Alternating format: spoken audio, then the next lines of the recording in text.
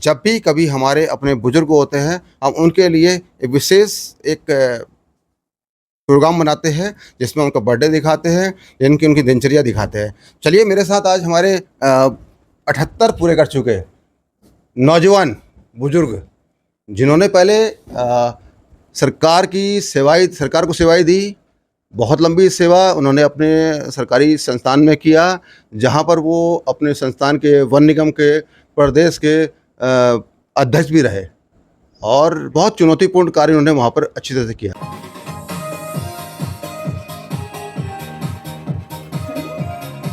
आपका बहुत बहुत धन्यवाद, जो कि आपने हमें अपना समय दिया, उसके लिए आपको बहुत बहुत आभारी हैं।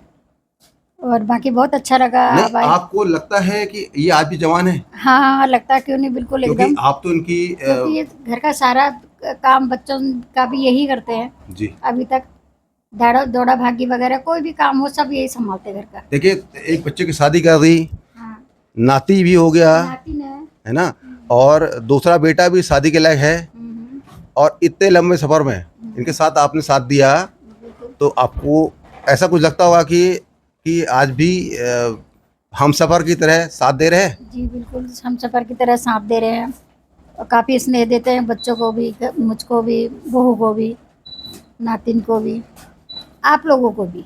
जी, थैंक यू, धन्यवाद। तो देखा आपने हमारे गोपाल जोशी जी की मैडम क्या कहती है कि वो आज भी उतने ही जवान हैं जितने पहले थे। चलिए अब बात करते हैं हम उन्हीं से जिनका जन्मदिन आज विशेष है। तो जोशी जी, आज आपका 78वां जन्मदिन पूरा हो के 69वें जन्मदिन में आप पहुंच चुके हैं। तो आपको क्या लगता है कि आप फिर जवान हो गए या नहीं? ऐसा पांडे जी, मैं सबसे पहले मैं खबर सच का बहुत आभारी हूँ, जो आपने इन बुज़ुर्गों के लिए जो है आपने समय दिया, मैं उसके लिए बहुत बहुत धन्यवाद हूँ। क्योंकि सरकार की नीतियाँ बिल्कुल आप धरातल पर उतार रहे हैं, बिल्कुल हकीकत कि एक senior citizen of the key मुझे नहीं पता था, पता नहीं आपको कैसे पता लगा कि आज मेरा जन्मदिन है, आप मेरे यहाँ पहुँचे। मैं बहुत बहुत आभारी हूँ आपका इस बात के लिए।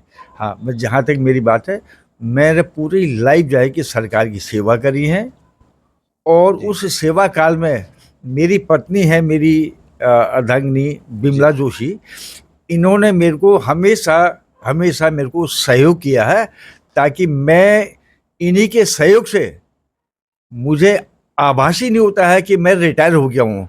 मुझे ऐसा आभास होता है मैं रिटायर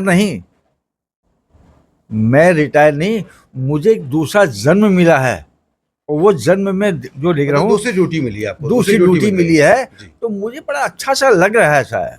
क्योंकि ऐसा है कि मैं हकीकत में, मेरी पत्नी जो है कि मेरे को हमेशा सपोर्ट, सुबह से लेकर शाम तक। मेरे 2 बेटे हैं, एक बड़ा जो है कि मर्चेंडी में है, छोटा इंजीनियर है। लेकिन ऐसा है कि मैं, उनके बच्चे भी हैं, और मैं उनका पूरी देखभाल के लिए मैं तो करता हूँ, और मेरी पत्नी जो है बिमला बहुत बहुत उनको जो देखती है। बाकी ऐसा है कि मैं बहुत बहुत धन्यवाद कहूँगा खबर सच का। तो साथियों, आपने देखा कि हमारे युवा बुजुर्ग, जवान बुजुर्ग का उनका जन्मदिन है। आज भी उनके अंदर किस तरह का जोश है। वो 78 पार कर चुके हैं, ये सबको पता है, लेकिन जो हमको लगता है वो 78 पार नहीं, आज भी जवानी में प्रवेश कर चुके हैं।